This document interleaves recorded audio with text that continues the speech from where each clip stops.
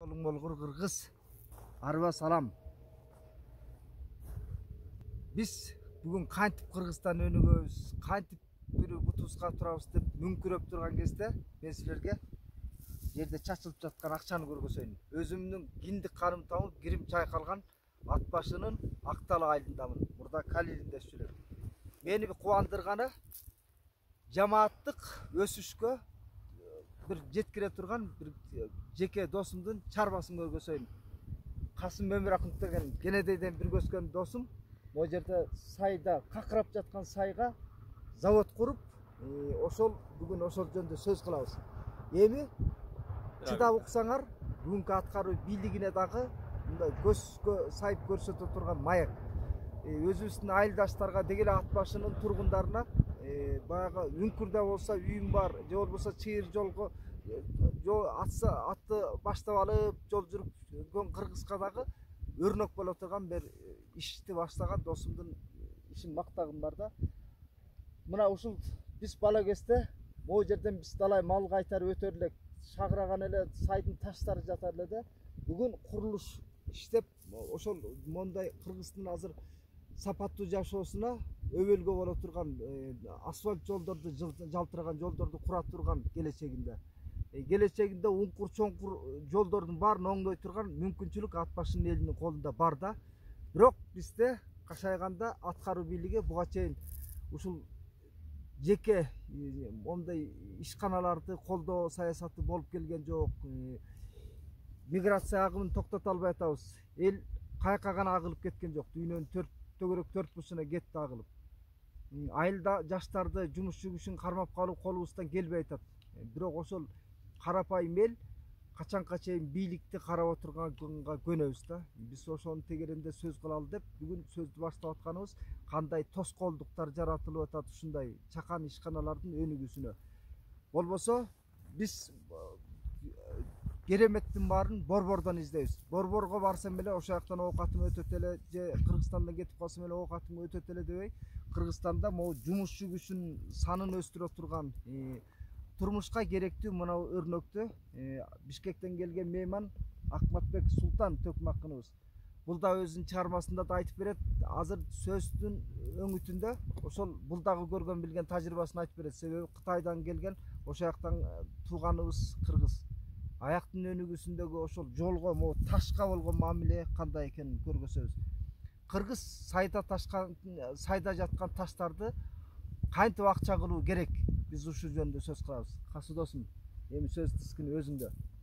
Биринчиде Моорекинин жеке сенин чарбаң болгон мененчи жамааттын, элдин жашоосуна бир чоң үмүт арта турган иш да. Мен эми аткаруу бийлигине биздин мүмкүнчүлүгүбүз жетишинче тилибиз сайрап айтып какшайбыз. Кандай кыйынчылыктар менен ушуга жеттиң?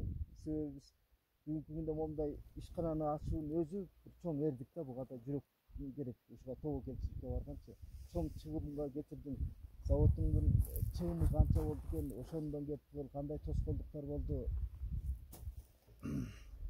Эми заводду биз деле баягы жакшы үмүттөр менен, жакшы нерселер менен ушу элге пайдасы тийсе экен деп ушул курганбыз да. Бул эми жанагы курулуш материалдары негизи баягы бизде фундаментин баарын ушул эмеден куйганга шерекине алып элдер куйса экен деп небесек, биз жакта ат башынын элинде мындай возможность көбүрөөк жок экен да. Мүмкүнчүлүк жок. Анан ошол өзүңөр көрүп тургандай бул жерден бир гана жанагы майда куму сатылып атат азырынча. Анан могу 2 фракция ошону өтпөй туруп атат да. Негизи бул фундаментке кетчү, анан жолго кетчү материалдар калкалып атат. Анан эми кандай бул кыйынчылык болгондо курдук, анча-мынча кыйынчылыктар болду. Жок, маселен бизде көп учурда ушундай ишканалар тушоосун кескенден баштап эле кыйынчылыктарга калып атабыз. Текшерүүлөр, жана экологиялык маселеси жөнүндө өзүңчө айтып калдың. Текшерүүлөр эми башында куруп атканда баягы көп деле келип неме тоскоолдук кылган жок. Бул жерде эң тоскоолдук болгону жана биз 17-жылдары документин өткөзгөнбүз да, жана госгеология деген бар Бишкекте. Ошолор жакшы иштебейт экен да. Ар кандай шылтоолор менен ушул лицензия могу жерден карьера алдык да, карьера алып иштеш керек баягы мыйзам чегинде иштеш үчүнчү. Ошол карьера алыш үчүн жана өзүнүн лицензиясы керек. ошол лицензияны сүйрөп жүрүп ар кандай немелер менен ага да бир топ немелер кетет экен. Экологиялык эмне зыян келтирет экенсиң? Бул жерде бизде экологиялык зыян жок да. Ошо кете чийки мыйзамдар көп да, логикасыз. Анан алар ошол экинде отуруп ошол экин немесин мына быйыл баягы жүрөк араң алдым да. Ушул 2 жыл, 2,5 жыл дегенде араң колго тийди ошол экин. Эми бул жерде биз алтын касып атпагандан кийин, экологияга мындай зыян келтирип атпагандан кийин, ушундай майда чүйдө таш пашты ушундай кылып иштеткен, топурактарды иштеткендерге негизи биз тетиги Бишкекке чейин сүйрөбөй эле ушу местный бийликке укук берип койсо да ушуларга ошолор уруксат берип эле ошолордон эле документ алып эле ошондой иштете бере турганда болчу. А так бүт эле баарысын ошо Бишкекке алып барып сайып салып туруп Бишкектен барып келишибиз да кыйын, анын үстүнө жумуш дагы алар аябай создуктура берет экен да, бир күнү буяка кетет, бир күнү тияка кетет. Бул заводдун иштегеничи могу жергиликтүү элдин жашоо сапатында үнөмдүү болот эле да. Маселен, пескоблокторду чыгарып атышсың. Аны башка жактан ташып келгенге караганда бул жерден тегеректеги айылдар алганы элдин эсебинен мындай жакшы болуп атпайбы? Элдин Бул жерден эми чыкканы негизи элге жакшы эле болот. Чыгым аз болот. Продукциялар арзаныраак колуна тиет да. Мисалы үчүн азыр бизге пескоблоктун эми бул жерде айыл иштеринде пескоблок орнотуп алып иштетип аткандардын баарысына немесин бизден алат, немесинчи. Кумун, майдаланган кумун бизден алат. Ал жагы жакшы, элге жакшы эле болуп атат. Анан экологияны баягы дагы экологияны бусат деп текшеребиз деп келиптир. Эми бул жерде экология бусат турган эчтеке жок да. Ушундай жерлерин караса, экология бусат турган жерин бизден отход деле чыкпайт, эч кандай отход чыкпайт. Чыкса могу таш. Бул деле отход эмес, бул продукция. Абатны булгап ийе турганда бул жерде биз түтүн чыгарбайбыз. Ошондой да экологияга эч кандай зыяны жок. Кыртыш бузбайбыз. Сайдын таманынан гана шагыл алып келип ошону майдалап мына кайра сатабыз да. О, бадырактай кылып монтип туурагандын өзү да чоң мээнет да. Бул билегине таштарды майдалаган да. Андыктан аткаруу бийлигиндегилерге биз деги эле элди башкарам, элди багам деп аткан эл жакшыларына кулак кагыш. Бул ат башынын ушундай айыл жеринде момундай ишкананы колдоп бир мамлекеттик саясат болушу керек. Анан Кытайда өрнөктү айтчы.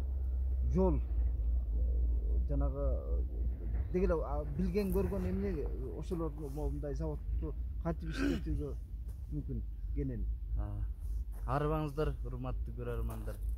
Энди ушу кадимки кыргыздын туусу жыгылбаган кыйын күндөрдө дагы ошол кыргыздын туусун бийикте кармап турган, кыргыздын кутун, кыргыздын кандык тактысын, кыргыздын эгемендүүлүк максатын теги эле тирек болуп турган аталарыбыздын бири кадимки Кошойдо жашаган өрөнгө келип олтурам. Алыста чечтөбө кандайдыр бир акыйкаттыктын, ынтымактын, түбөлүктүүлүктүн туусундай болуп бийиктерде моюнун созуп тургансыйт. Бул жакта болсо ак мөңгүлүү асказоолор, булуттар моюнуна оролуп желбиреп үргүлөп турат. Ушундай кооз жерге келгениме аябай кубанам. Ушу кыргыздын туусу түбөлүктүү жыгылбасын. Ушул жерден эгемендүүлүк башталган дагы да түбөлүктүү боло берсин. Анан өзгөчө ушу Касым байке чоң рахмат. Байлык десе эле биздин кыргыздарда алтынды, акчаны гана элестетет да. Чыныгы байлык кесип, чыныгы байлык ошо өнөр. Баардык нерсени туура пайдалана билүү бул чыныгы байлык да. Ошондой эле Касым байке мына шагылдарды, кумдарды, анан таштарды өзүнчө бөлүп, жолдорго, ошол эле жеке жашоочулардын курулушуна, мектептерге, болбосо өкмөт үйлөрүнө куруп берсем деп даярдап атыптыр. Чоң рахмат. Ушуну туура пайдаланып, баягы жаңы коом, жаңыча жол, жаңы курулуштарды көбүрөөк жүргүзгөнгө шарт түзүп атыптыр. Эми Кытай Республикасы болсо баардык жагынан өнүккөн мамлекеттердин бири, өнүгүп өсүп аткан. Кытайда таш жол куруу деги эле ушул бизде карамай жол деп коебуз. Карамай жол. Кытайлык кыргыздар айткандай. карамай жолдорду куруу Асфальт боюнча деген жолду, асфальт көпүрө куруу боюнча теги эле тез жүргөн жолдорду куруу боюнча Кытай дүйнө боюнча биринчи орунга өттү. Анын себеби баягы мамлекет туура багытта иштей алганында да. Мисалы Кытайда тез ылдамдыкта жүрчү жолдорду көбүнчө мамлекет мындай компаниялардан же болбосо банктардан карыз алып, анан бүтүрүп, аны 25 жылда же 30 жылда кайтарып беребиз деп, анан ошо жол акы аркылуу анан ошо жолдорду коргоп, жолдорду курулгандан кийин аны да асыраш керек да. Жамгырларда баягы жолдорго кичине эле суу туруп калса ошол жер оюлуп кетет да. Эми асфальт жолдордун ошо 25 жыл 30 жылда баягы жол ар бир өткөн машиналардан, унаалардан алган акча менен жолдун акчасы чыгып калат да. Эми Кыргызстанда андай шарт жок, андай көп машина да жок. Бирок ушул эң жакшы жол куруу үчүн баягы ушул шагылдарды биринчи куюп, жана арматура деп коет, бизде кыргызча болот чыбык деп коет. Болот чыбыктар менен ширетип куюп туруп, анын үстүнө анан карамай басат да, жана асфальт Бетон куюп туруп. Анан бул болсо бетон үстүнөчү, анан бул көпкө жетет да, 100 жыл. Анан баягы мамлекетти карап жата бергендин өзү болбойт Кыргызстандын шартында. Анткени мамлекет биринчиден жолдордон дагы биринчи өзүмдүн оюмдачы агартуу, анан саламаттыкты сактоо, анан мамлекет коопсуздугуна биринчи көңүл буруш керек. Буга баардык кыргызстандыктар туура түшүнөт, өзүмдүн жеке пикирим да. Ушул ар бир айылда ушул Касымбек байке сыяктуу шарттарды түзгөн ишкерлер болсо, ар бир айыл болбосо деле ар бир райондочу, ошо ар бир айылдын жашоочулары ар бир түтүн бир 5000 10.000 сом деген эми баягы кээде бир күндө деле ойноп коюп кетип атпайбызбы? Кыргыздар жакшы эле болуп калдык го. Ошондой ортого чыгарып туруп, биринчи асфальт жол карамай бизден чыкпаган үчүн кымбат токтоп калышы мүмкүн да.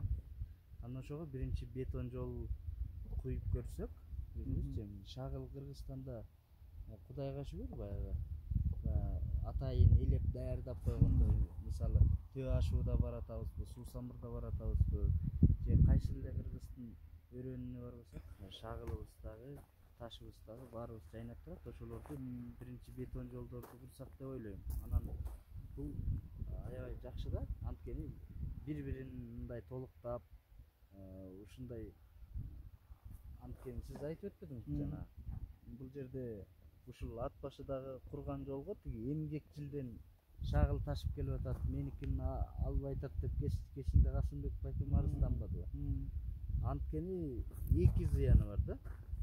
Эмгекчилден алып келгенде өзү курган жолду кайра талкалайт да. Анткени тигил оор машина хоболорго негизи 15-20 тонна көтөрөт деп жазылып коет, анан 40 тонна 50 тонна жүктөй берет. Анан ошо менен баягы жолдорубуз 3 жылга чейин эле жетип калган ошондон да. Ошого бардык нерсенин жакшы жактарын алып шайкештирип кетишибиз керек да. Кыргызстандын кен байлыгы десе эле кумтөрдү же башка жер үй сыяктуу кен байлыктарды элестетпей, момундай жердин үстүндө каймактап жаткан байлыкты көрбөй атабыз да. Ушундай мал кендиктүү аттын нарын жеринде, ат башы жериндечи момундай ишкана куруп аткандын өзү бул келечекке болгон бир мурундан алысты көргөн аракетиңде да ушундай.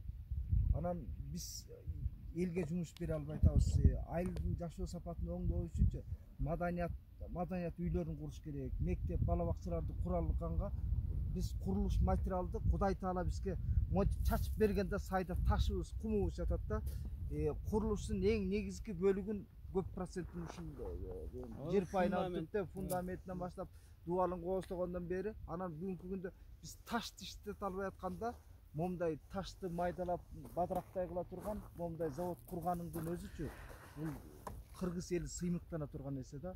Табылды Эгембердиев кезинде жоктон барды жаратты эле. Сен жоктон барды жаратып атасың да, мунучу эми муну жалпы эл колдоп алышыбыз керек. Мындай нерсеничи биз бул убакта чыгармачыл адам катары мен күйөм да, бизге да журналисттер дагы, акын жазуучулар дагы агартуу жаатына келгенде эле биз тар түшүнүктө кылып атабыз да, ал жөн эле китеп жазуу же тек гана элге авангарддык топ болуп элдин түшүнүгүнө монакинин маңызын жеткире айтышыбыз керек да. Акматбектин айтып атканда да өзөктүү ой жатат да. Бул жерден ички каттам республиканын ушул эле райондун ичиндеги каттамда жолдун чыгымына кеткен акчаны жок дегенде мына жердин ишкананын продукциясын сатып алган, кирпичин, кумун, ташын, шагылын сатып алган элге чөнтөгүнө эсеп да. Тыйын санап үйрөнбөй атабыз кыргыз. Ошол тыйынды жаратканды үйрөнбөй атабыз да. Болбосо мен бала кезде азыр элестетип атам. Жөн эле могу сай тиягынан жырып кетип, буягынан жырып кетип, аттуу эле элге башына түшкөн мүшкүл болчу. Көпүрөсүн канча жыл агысып кетип жүрүп, кийин Муктар Эмиракынов атындагы могу көпүрө курулуп калды дагы. Айылдын элине кичине жашоо ыңгайлуураак болуп калды. Мал айдап өткөнү бала кезибизде биз сайдын суусуна малыбыз агып кетип күргүчтөп кирип келгендечи. Анан азыр момда завод иштетип, мына тиякта ишканалар жакта көргөзүп койсоң, мен оператордон суранам. Тиякта ишканалар теги шагылдар ташылып айтылып, мына Кудай Таала берген акча, сайда агып жаткан акча да, ушуларды биз иштетүүдө мал киндиктүү Кыргызстандын ушул нарын аймагындагы турмушка керектүү ишкана булчу. Касым досум, кел мактан, биз Кыргызстанда мактанганды үйрөнүшүбүз керек да. Башыбызды жерге салып эле уялып, жупуну көнүп алыппыз да. Сен жаратмасың досум. Бүгүн сен менен сыймыктанам да Моорукуну куруп атканыңарчы. Мактанган эле мактансыз деле бул жерде жумуш жок. Баягы жумуш негизи болмок да. Моорукул бул эми баягы буну канча кишилер көрөт, канча кишилер угат, балким бийликтин немесине болобу, жетеби. Негизи могул ички миграция деп жаштар кетип калып атпайбы? Анан бул эмне себептен? Мен ойлойм жанагы экил Бишкекке деле, жумуш менен камсызбай атабыз да жаштар. Чүйгө деле завод же бир ишкана ачсаң, анан ат башыга же Алайга, Баткенге деле бир завод же ишкана ачсаң, ошол эле налог, ошол эле свет төлөп атасың. Анан ушул жагын бир мамлекет ойлонсо дейм да, Моорукул алыскы райондорго ушундай турмуш шарты баягы начарыраак райондорго бир ишкана ачкан ишкерлер болсо, ошолорго бир жеңилдик кылып, мисалы үчүн Бишкекте деле баягы коммерческий баа менен 2 сом 70 тиындан төлөйсүң, ошол ишкана ачсаң, ат башыга ачсаң деле ошону төлөйсүң да. Анан ошон үчүн жанагы ишкерлердин баягы алыскы райондорго көп ишкана жанагындай нерселерди ачпай аткандагысы ошол болсо керек да. Негизи ушул айрыкча чек ара моу ат башыга окшогон, Баткенге окшогон чек ара аймагындагы райондорго ишкана ачкандар ишкерлерге бир жеңилдиктерди көбүрөөк карап, ушу светин дагы арзандатып, что болсо элек ишкер ошол жака барып ишкана ачса, ачкандай шарт түзүп берсе, ошол кезде анан баягы ошол элек айылдардан агылып чоң шаарларга, Бишкекке, Ошко кетип аткан агымдар токтоп, жана ички миграция да токтойт беле дейм да. Анткени аларга ушундай жерлерде баягы иш жумуш орду пайда болот эле да. Мисалы үчүн менин могул жерде бир жайкысын сезондо бир 10-15 киши иштейт, 15 000 сомдон айлык алат. Айыл жерине 15 000 сом айлык бул жакшы эле акча болчу. Анан ошондой ишканаларга мисалы үчүн биз ошолор айлык азырынча бизде прибыль деле мындайча айтканда жок. Жанагы көбүнчөсү ошол налог жагы дагы неме кирип кетет экен. Анан жанагы ошол айлык эле көбүнчө иштейбиз да. Чыгымыбыз көп мындайча айтканда. Анан чыгымың көп болгондон кийин өнүгүү дагы мындай жакшы болбойт экен да. Биз азыр эл бийлик жаңы алмашып, бир система өзгөрөт деп Садыр Жапаровго жамы журт үмүт артып турган кезде мен ошол кишиге мындай даректүү кайрылар элем. Урматтуу Садыр Нуркожоевич, мен мындан ары сиздин ишиңизге талапташ, тилектеш экениңизди өткөндө мен билдирүүмдө сизге болгон кайрылуумду айттым эле. Мен ар дайым сиз менен кызматташууга тилектешмин. Бирок өткөндө ачуусун айтсам, бул жолу мындай көзгө сайып көрсөтө турган иштин көзүн айтайын. Сиздин аткаруу бийликтин колунан келе турган мүмкүнчүлүк. Элди көтөрөм деп атсаңыз, элди Кыргызстанды өнүктүрүүгө баарыбыз үмүт артып турган кезде ушул сыяктуу ата мекендик өндүрүштү колдоо, ата мекендик бизнесмендерди колдоо саясаты бул экономиканын бирөө тамыры. Эгер биз ушул сыяктуу ишканаларды бир жабылып калуусуна жол бербей, мүмкүн болсо жагымдуу климат түзүп берсеңиздер, аткаруу бийлиги ушундай чакан ишканаларга бир келечегине карай кенен ой чаптырсаңыздар, мына ушул бир өрөөндүн элдин жашоо сапатын оңдоп коёр. Канча жаштарды ички тышкы миграциядан кармап кала турган мүмкүнчүлүк бул. Элге жумуш берип, азыр миграция агымы Кыргызстанда пандемия убагынан кийин дүйнө жүзүндө элге жумуш таап берүү, Европада дагы, Россияда дагы дүйнө жүзүндө оор болуп турган кезде момундай ишканаларды колдоп, элдин сапаттуу жашоосуна канча айылга барба, жолдору аңгүл-дөңгүл таш танка өтүп кеткендейчи. Ошондуктан элди мен буга чакырар элем. Эл өкмөткө жүк артпай, ушуга ар бир айыл өзүнүн сапаттуу жол курайын десе, ар бир айыл взнос чыгарууга мүмкүн да. Себеби 5000 сомдон болобу айыл жеринде, мүмкүн 10.000 сомдон болобу, айылдын тургундарынын санына жараша да. Ошентип өкмөттүн курдурбай, өзү курдуруп алганга мүмкүнчүлүк бар элди асфальт жолду кургангачы. Эгер ошондой болуп калса, биз Кыргызстандын тажрыйбасында кылып көргөнбүз. Бишкектин четинде Көкжарда Ачекей деген айыл бар. Келген кеткендин баары таң калат да, асфальт жолубуз 7 жыл, 8 жылдан бери былк этпей турат. Мамлекеттик жолдор акыркы 3 жылда, 5 жылда курган Алматика жолунда, Көкжар конушундагы жолдорду көрдүк да. Гармошка деп коебуз го, өңгүл-дөңгүл болуп калганда, ага караганда биздин Ачекей айылындагы жолду көргөн эл таң калат да. Анан аны эл өзүбүздүн эсебибизден курганбыз. $1000 взнос чыгарыпчы. Себеби цемент төшөлгөн. Тургун аз болуп, анын алдында бетон төшөлүп, анан алдына асфальт, үстүнө асфальт төшөлгөн да. Анын свойствосын мен Садык шаар менен бул боюнча да өзүмчө кенен сөз кылам, сени жолуктурам. Ушул технологияны кантип турмушка ашыруу, сен айыл жерине кантип биздин ар бир көчөнү оңдоого мүмкүнчүлүк элдин өзүнүн эле колунда. Маселен, кээ бирлери өмүрү жолу ошол өмүр өтүп кетип атпайбы, ошол жолду оңдой албайчы. Маселен, биздики 7 жылдан, 8 жылдан берки жолубузду көргөндө балдарыбыз баткак кечпейт, мындай өңгүл-дөңгүл жолубуз жок, жаркырап светин жарыгыбыз күйүп турат да. Ошол сыяктуу айылда жаркыратып турган келечек бар да.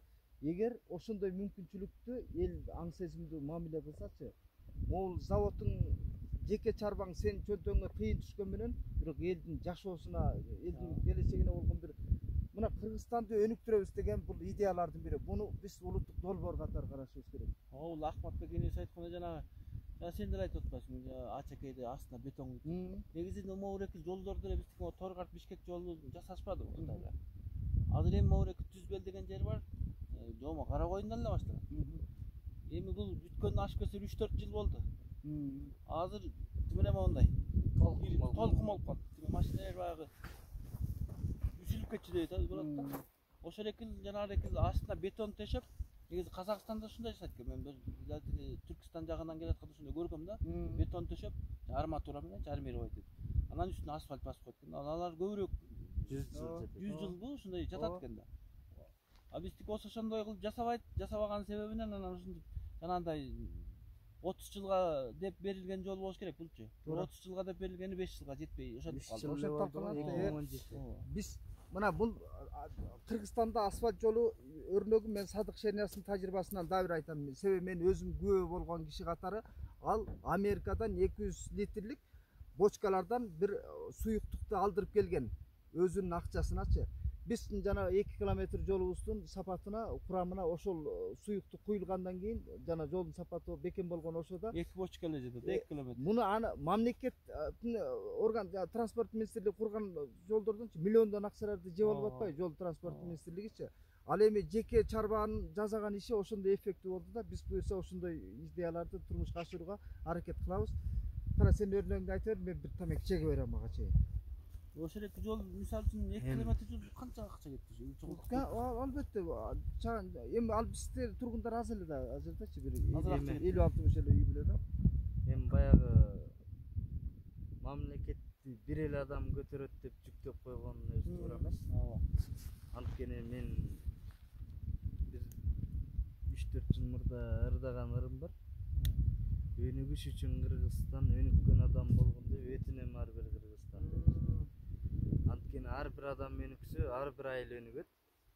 Ар бир айыл өнүксө, ар бир райондор өнүгөт, анан областтар болуп баарыбыз эми баягы деңиздин тамчысындай бир мамлекетти түзөбүз да. Анан ошо айылдар өнүгүш үчүн биринчи баягы айылдагы адамдар жамааттык аң сезимди ойготуш жамааттык аң сезимди ойготуш керек. бири бирин колдоп баягы базарыңыз кайнатканча маселен кошунаңдын сүтүн сатып алсаң бекер албайчы кошунаңга жарыгың тиет да Ошо сен үй бүлөлүк бюджетинде устатым Элмирбек Иманалиев дагы какшап этти жарыктык киши элди ойготолу деп. Элди ойготкондо эми баягы кандай элдин баягы көкүрөгүндө максаттарды ойготуш керек да. Бар нерсени барктаган адам эч качан кедей болбойт. Ал үчүн жалкоолукту ташташыбыз керек баарыбызчы. Мисалы кыргызда жакшы сөз бар. Өлө жаман болбосуң, өлө кедей болбойсуң деген сөз бар да. жакшы атай өлө Анан ошого бул жерде эмне баягы биз баягы техникаларга ишенип алып өзүбүздүн эмгек кылуу жөндөмүн жоготуп алдык да Кыргызстанда. совет мезгили ошондой жөндөмүздү өлтүргөндө баары бекер болду. Мисалы Кытайда техникалардын баары чыгат, бирок көбүнчө адамдар кол эмгеги менен жасашат да. Анткени кол эмгектин эмнеге пайдасы бар? Биринчиден ден соолукка пайда. Экинчиден баягы техника канча мыкты болсо деле кээ бир жерлерин адамдардай иштей албайт да. Мисалы ушул мына Актал айылындагылар деле техникага ишенип жата бербей, ушул элдин баары жабылып чыкса, бардык көчөлөрү тим эле ушундай Швейцарияныкындай болуп калмак. Кандай сон? Мисалы карасаңыз, мен байкап атам болчу. Ушул эле шагылдардын ичинде түстүү таштар көп экен. Агы бар экен, көгү бар экен. Таштын энергиянын баары ушунда жатат да жерде. Мындай карасаңыз, эми камерадан көрүнбөйт.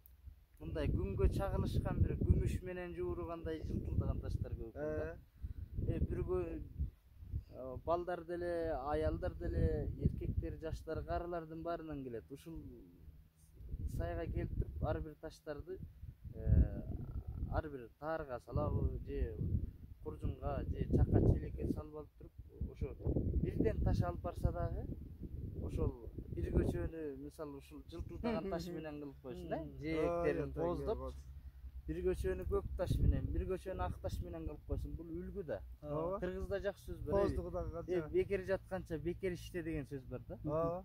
Анткени баягы адамдын акылын дагы денесин чыңдаган, акылын өстүргөн, адамды сергек кармаган бир гана эмгек да.